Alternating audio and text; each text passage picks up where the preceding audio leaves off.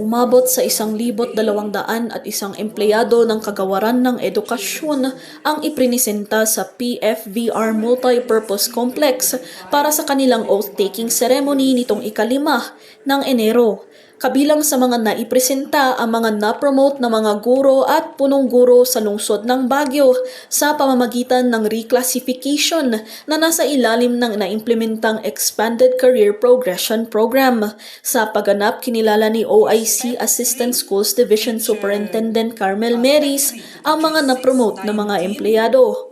Kabilang dito ang 21 Teacher 2, 71 Teacher 3, 73 Teacher 4, 88 Teacher 5, mahigit 800 Teacher 6, 7 Teacher 7, 15 Master Teacher 2, 35 Master Teacher 3 at 3 School Principal 1. Karagdagan, inanunsyo din ni Meris ang bilang ng mga position transitions sa programa. Pinangunahan ni DepEd Regional Director Estela Leon Carino ang panunumpa ng bagong promote na mga empleyado.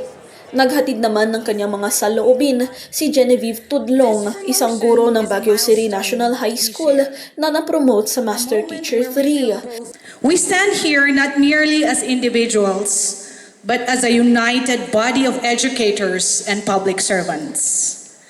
This advancement is far more than a new title or a higher salary. It is a formal validation of our professional evolution. We also want to look at the peers and colleagues sitting beside us today. Salamat kaibigan. Salamat kabsat. We have been partners in the trenches. Thank you for the push when the paperwork felt overwhelming and for the tips that helped us navigate the interviews and teaching observations. Nakuha natin ang gold. May these new positions and titles always serve as a reminder to our very purpose of our true north and our ultimate mantra, para sa bata, para sa bayan. Sa kanyang keynote message naman, pinaalala ni DepEd Undersecretary for Human Resource and Organizational Development Wilfredo Cabral ang patuloy na pagpapaigting ng mga empleyado ng dedikasyon sa serbisyo, kaakibat ng kanilang pag-angat ng rangko. Meron lang po tayong kahilingan, please renew our purpose. The promotion that you get should be a strategic investment for the growth of our learner and the improvement of our learning outcomes and education outcomes.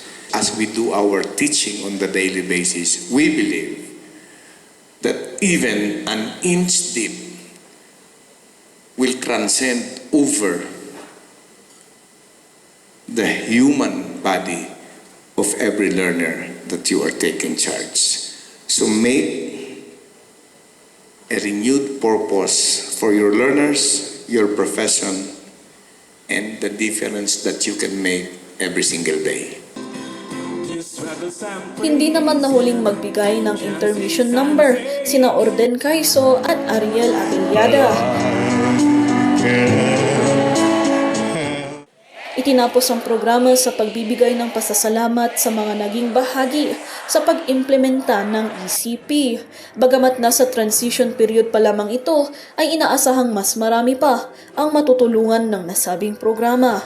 Ira Marzan para sa Herald Express.